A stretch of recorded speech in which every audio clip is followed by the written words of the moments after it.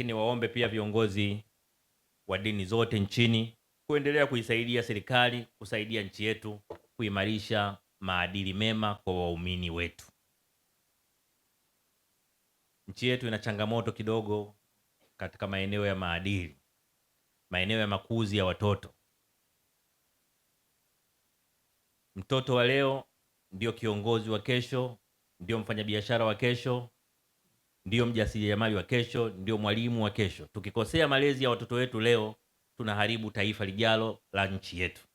Kwa ni lazima viongozi wote wa dini tuendelee kujua kwamba uwekezaji mkubwa tunaotakiwa kuufanya ni kwenye kuendelea kufundisha maadili mema kwa kizazi cha sasa, ili tuwe na taifa zuri baadaye.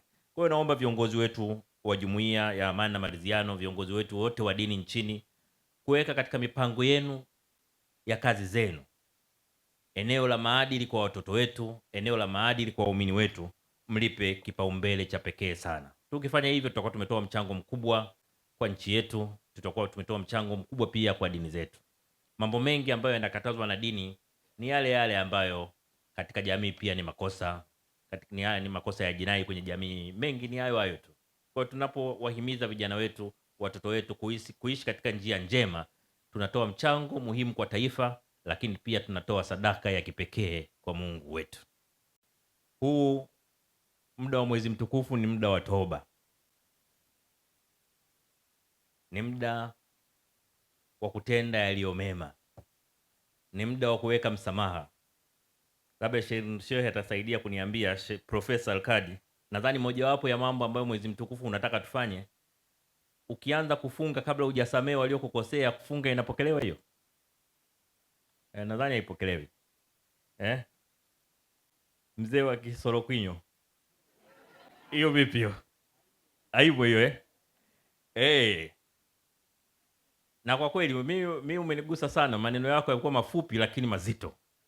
Mafupi lakini mazito. Yaani ukiona mtu hataki muelewane kati ya dini na dini, mtu na mtu, amesema mtu hivyo ana roho mbaya, roho ya Kisorokwinyo. Kisokorokwinyo. Kisokoro?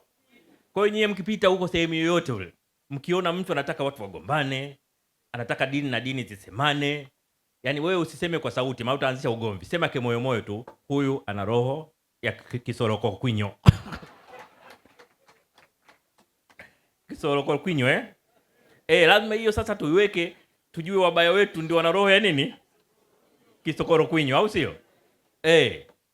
Kwa hiyo hii shehe leo umeua. Lakini tutumie nafasi hii vile vile kuendelea kuimarisha mahusiano, sio tu ya dini na dini, basi mahusiano ya binadamu na binadamu wenzake katika nchi yetu. Lakini vile vile tutumie nafasi hii kuimarisha mambo tuliyoyafanya mema katika kipindi hiki cha mwezi wa toba, ambao kwa Waislamu ni mwezi mtukufu na kwa Wakristo ni Kwaresma. Basi isipite bure. Tunapokamilisha vipindi hivi, kila mtu anajua kwamba mambo mazuri aliyoyafanya katika kipindi hiki cha toba ni mambo yanayopaswa kuendelezwa.